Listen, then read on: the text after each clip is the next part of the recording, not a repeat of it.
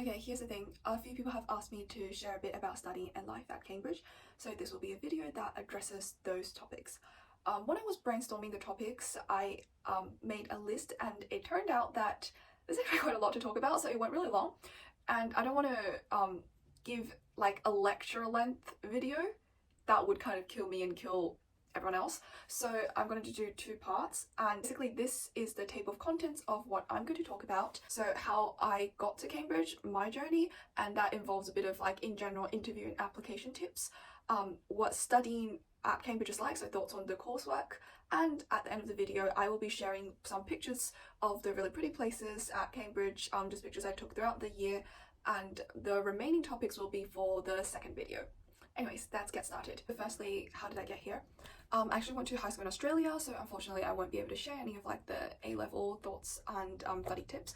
I applied with my Australian grades, which they accepted. And well, it's a very complex story of how I got into Cambridge philosophy, because I didn't even apply for it to begin with. I actually applied for economics at Selwyn College as my initial UCAS application. And actually all the other universities on my application were also for an economics degree. But anyways, why I chose Selwyn was my first choice college, and I got in. I'm very grateful for that. I'll talk about why I chose it, and in general how you should determine college selections in the next video. And what happened was I applied for a transfer degree like the second week into my economics first year, and that was approved, so here I am. Now, why did I transfer?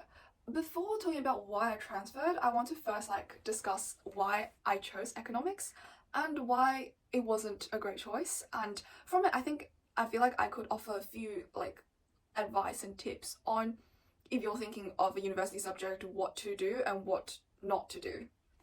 So I chose economics for a few reasons. So firstly, I did really well in it at school. So at high school, I took it as a course, and my high school didn't offer philosophy as a subject. I read a few like extracurricular books on economics, and I like rather enjoyed it. And at the time, it was like I didn't really have any others really strong interest, and economics was like a moderate interest, and I was really good at it in high school, so I felt like I would enjoy it and I would be good at it in uni as well. And well, also in high school I really enjoyed English, and I was also good at English. The reason why I didn't do English instead was because I felt like economics had better career prospects. It's like, yeah, I think it's a misconception that people think if you do some arts and humanities subjects, well, really philosophy included as well, you really can't find a job besides like teaching. And I think this is particularly prominent in like an Asian parent perspective. So that was why I chose economics over English, because I thought if I did English I'd be unemployed. Yeah. The conclusion to be drawn from all the factors that drove me to choose economics was I was so wrong, and don't be like me. So firstly, I didn't actually like economics. I didn't know that back then. So what my high school curriculums and the books I've read showed me was like a sort of a misleading impression of what the subject really was like. So in high school, economics was a really essay-based subject, and I feel like I'm a very essay-based subject person, and I thought that would be like the same in university, but it's actually so different. In like the books and about the books I read, I also read books that's really more like the social political aspects of economics. Yes, I think if I applied for land economy I would have been a lot better off. Yeah, I suppose. But I read stuff like The Wealth of Nations. Hao-Jin Chan, he's a Cambridge professor and he's really cool. His book 23 Things They Don't Tell You About Capitalism, which I also really enjoyed. And there's also like The Affluent Society, and they're all just really, yeah, social political aspects, and I came with a mistaken view of what I'm walking into, and it turned out that you actually spend a lot more time doing statistics, mathematics, functions, analyzing economic graphs and models and quantitative theories, and that was a really shock to me because I didn't expect all that content, I didn't expect that focus, I didn't expect so much maths, and I really struggled with that. And I think the really funny thing is, interest in the subject and whether you're good at the subject is so interrelated. It's like if you're not interested in it, you're less motivated to try, so you really struggle with it. And if you struggle with it, that really like diminishes your passion for studying it, so your interest decreases. So that was what happened with economics. Like my interest went down, and then I started struggling more and more, and at the end of 2 weeks I was literally like, no, I can't do this anymore, I need to get out of it. And now addressing the other point was, if I was so concerned about being employed after university, and that was partially the reason why I chose economics, why did I transfer to philosophy? Well, after going into university I actually realised something, which is like in the UK system at least, your undergrad degree doesn't really bar you from the majority of the jobs, unless they're like really technical and professional ones, such as like you can't do a history degree and be like, I want to be a data engineer, or like you can't study English and be like, I want to be a doctor. But let's say all those the majority of the office jobs, or no matter what you do, they don't care what degree you're from. Yeah, like it's all transferable skills. So in a sense, doing like philosophy or English or whatsoever seemingly unemployed humanities subjects is really not going to drastically decrease my chances of getting employment. It doesn't matter that much. And I guess that was also what really encouraged me to transfer, because I realized that. So now the question becomes, why did I not apply for philosophy to begin with, and why did I choose it in particular? Well, I was actually always interested in philosophy since in high school, like understanding philosophical questions, like reading books casually on it, or like discussing with friends on the topic. And the reason why I didn't apply for it was another point about misconceptions, was I thought this degree would literally be reading about all the original works and full theories of thoughts of people from like ancient Greek, Roman, middle-aged like philosophers, and how wrong I was. It wasn't like that. I think in most UK university philosophy is not like that. If you're really interested in what the course entails, check out my other video, and I will put the link below, that basically breaks down the first year syllabus in detail. So it will answer all of your questions about what we actually learn in philosophy.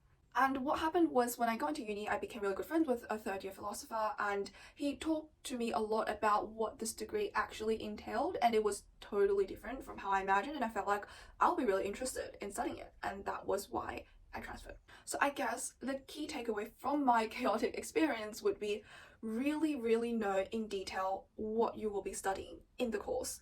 Like, look carefully on the uni website, ask people who's done the course, talk to admissions or anyone you can contact at the university, search up information online on YouTube. Like, seriously, know the course before you walk in, because trust me, the content of what you'll actually be studying for 3 or 4 years is much more important than whatever prestige or employment prospects this degree at this university gives you. Because all these literally don't matter compared to the misery you will go through if you study something that you absolutely do not like and will struggle with. That is, I think, such an important thing to remember. How did the transfer actually happen? Just some admin tips for people who are probably also considering transferring degrees, and I've known a few people who's done so or considered doing so at Cambridge. Basically, your tutor would always be your first point of contact. You tell your tutor that, and then he or she will tell you what to do next.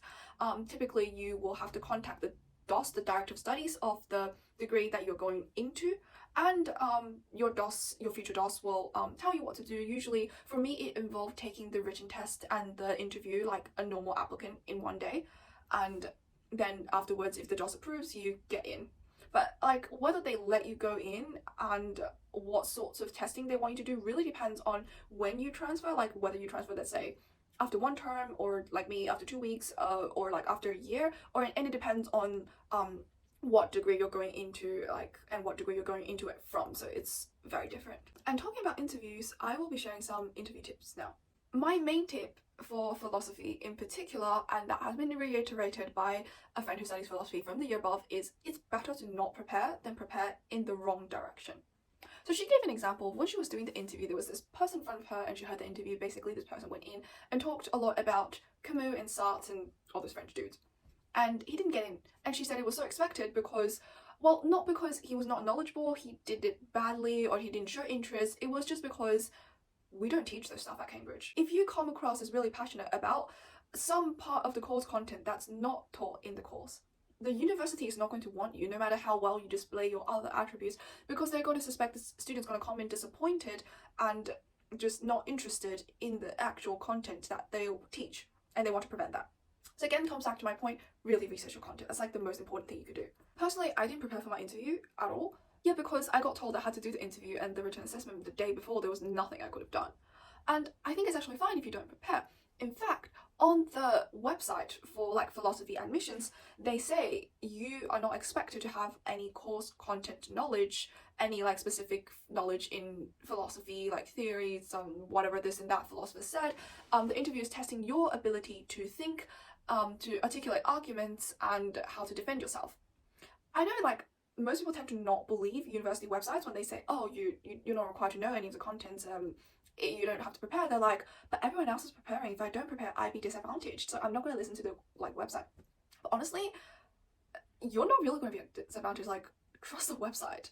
They don't lie to you about what they want you to do. They're not going to try to put a trap for you and push you in. Like, the university doesn't want to do that to you. It wants to help its applicants. There is no expectation for you to have read the works of like famous philosophers or be able to name a bunch of theories or be able to quote this person said this and that.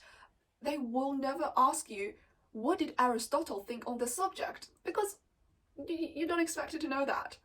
Of course, you can't go in blank completely about any philosophical topics, but I think that's a very self-evident point because you have to like display your interest in the subject, right? So you obviously would know something about it. You just don't need to be very professional about it. You need to show an interest in certain topics of philosophical discussion and maybe have a few views on it, or be able to articulate your views when presented with a new topic, but you don't need to be like, Kant said this about the hypothetical imperative and hence I'm going to reiterate it. Like, don't do it. It's not even like unnecessary to do it, it's don't do it. And here's why. The questions they ask you won't require any philosophical knowledge because what they're testing you is first what your views are, and I emphasize what your views are and why. Second, how you articulate and support your views, and thirdly, how you respond when the interviewer challenges your views, because the interviewer will always do that. When you present your opinion on a topic, actually your interviewer would prefer it much more if you gave your own reasoning instead of saying, there's philosopher X, he said Y, and hence I say Y. Doing so does not show your capacity for independent thinking. It's okay to quote what others have said, but the mere fact that a famous philosopher said this and that should not be your reason for saying this and that. You should say, for example, this person said X, and I agree with this person because of X, Y, Z. You need your own reasons. Just remember that. Now, moving on from philosophy interviews, I can give a few tips about interviews in general. So firstly, your motivation is really important. Almost every interview for every subject will ask you why you want to do the subject, so definitely prepare that. In general, don't believe like a lot of forums and articles that says like Oxbridge likes to give weird interview questions like how many post offices are there in the UK, expect you to answer that. Honestly, they don't. Like, at least in my knowledge and from the other people whose interview experience I've known, no one's encountered that sort of weird question. Because they want to know like who you are as a person, how well you fit with the learning and teaching style. Like, asking a question like this is not going to help them know you. There's no reason or motivation for them to waste their time asking you such a weird question because it's not going to come up in your lectures. It has nothing to do with your degree. So yeah, don't stress about those weird questions. I have no idea where this myth came from that they think Oxford asks really weird questions that no one's going to be able to answer. I don't know where this myth came from, it's so weird. Okay, and most essay-based subject interviews will involve a sort of like a back and forth discussion on an issue because they want to know how you think and how you would approach a topic and what your learning style is and how you present arguments and address counter-arguments, because that's essentially what you will be doing in your essay writing. Most STEM subjects really involve solving questions on paper during the interview, and that was also what happened to me during one of my economics interviews. So I was given a question and there was like 2 interviewers there and I had to solve the question on the spot. And the key tip would be think out loud. Don't like think in your head and just do your own stuff. Think out loud, tell the interviewers what you think about the question, how you're going to approach it, whether you have any questions that you don't understand, just speak out about it, or if you're not sure if that's right, ask them about it. Tell them if you struggle with something, just definitely think out loud. During my interview, I actually didn't solve the question myself. I went wrong initially, but I told them about my thought process and I asked them questions, and one of the interviewers guided me and I eventually reached the correct solution that way, and I got in, so I guess it worked. So rather than you being able to solve the question like correctly, they really want to know more whether you are teachable, like whether if you go on initially and they give you like some guidance, is it easily amended? Can you easily understand what they're teaching you? Oh yeah, there is one small tip that most people don't know, and I use it. I think it could probably make your reference stand out. So you know how you have the UCAS and you put in a reference that has a really strict word limit and all the universities see it, but actually I think most colleges, they would accept it, but check with your college admissions first. But you can have another teacher write a reference just directed to Cambridge and email it to your college, and that has no word count. Just do whatever you like with it and you can tailor it to Cambridge. And I did have my economics teacher write that for me and I felt like that was pretty effective. Moving on to what it actually is like to study at Cambridge.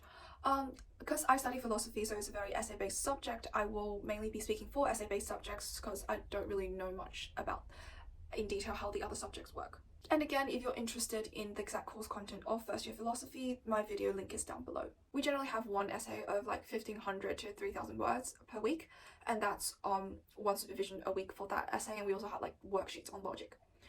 It might differ with other essay subjects because I know people who do have like 2 essays in a week or like none in the next week, because their supervision tend to be arranged in a different sort of timetable. It's more random, that you might have a few bunched up together and then a week with none. But we do, like philosophy, we do have a regular weekly supervision, which I really like the regularity. So let's just say like 1 to 2 essays a week. It really depends. And for the readings, for us, it really depends what topic you're on and who your supervisor is, and whether you decide to read just the mandatory or not the mandatory as well. But in general, it would be between 70 to like 160 pages of reading per week. And I think that would be slightly less compared to more reading intensive subjects such as like law, history, HSPS. But our readings tend to be like really hard to digest, as in you might have to read one sentence 3 times to understand it, because their theories are just really complex. I usually just do all the mandatory readings. I don't do the optional ones until revision in Easter term. That is really up to you. Some people don't even complete the mandatory readings and they go off like lectures, and Stanford Encyclopedia of Philosophy is like such a great website that everyone uses. Just do whatever suits you, because I think doing a lot less readings won't really have a direct impact on how well you do. Each lecture is 1 hour, and it depends on what time of the term. I could have between like 8 to 11 lectures per week. And lectures, they're never mandatory, but whether you go and listen or not, it's just like for your own learning benefit, and you can decide that. I think one good thing about the pandemic is it's recorded online, so you don't actually have to go to the lecture hall if you're lazy, and you could watch it at another time. I don't think there's much I could say about tips on how to write essays, because I think everyone approaches it in such a different way. And I myself, I've tried a lot of different ways approaching the essays as well. Some people can like whip it up 2 hours before the deadline. Some people have to start it 3 days early. And I think I've done both. Yeah, I've been on both ends of the spectrum. Most of the time I stay in the middle. So yeah, it's really up to you and how to do it. Exams, all the essay-based exams, you would write like 3 essays in a 3-hour exam, but it was different this year because of COVID. I'll talk about the COVID influences in my second video, but usually there will be about 10-ish, more or less, questions from you to choose from, and they cover like all the different topics throughout the year in this paper, and you choose 3 of them. So obviously you're not expected to have like revised on every single topic, and I don't think anyone does that, because you would die. Like, I kid you not, you would die. So you revise some of the topics, and you just pick the essay questions that suit whatever you've revised. And one good news is you will not fail at Cambridge unless you just don't write anything on your exam. Honestly, I would say for the majority of the degrees, and it differs, but as a rough estimate, around like 20% get a first, and maybe like 10 to 20% get third, and the rest are all 2-1. So there is a very huge like 2-1 pool. Okay, now to end the first video on a chill note, I want to share some of the pictures I took of really pretty places at Cambridge throughout the year. The first picture, this one was taken on the bridge next to Magdalen College. If you go there like at night and you take that picture there, it's really nice. Those 2 pictures were taken as I stood on Castle Mount. It's such like a popular sunset, sunrise watching place. A lot of people go. You should definitely try it out. This one, I think it's either Jesus Green or Midsummer Commons. I can't remember which, because they're like close to each other, but walking there in autumn, the path is just so beautiful. And this one was from a bridge around Cofen, I think. I actually can't be sure, I don't remember perfectly, but Cofen is basically like in the south, and it's like this park, grassland, and River Cam goes through it. This is Senate House, basically where people graduate. And these 2 pictures are taken from the exact same spot, but in 2 different weathers, and it's amazing how the same spot could look utterly different. And it's the bridge between Trinity and Trinity Hall that I stood on, and the bridge in the picture was the bridge that's connects to parts of Trinity College. And this last one, yes, my own college, it's basically like cherry blossoms in Selwyn. We have it inside and also like outside our gates, and it's usually around like March, April. It's very pretty. So here's all for the first video. If you found it interesting or informative, don't forget to like and subscribe, and the next video will come out in early October.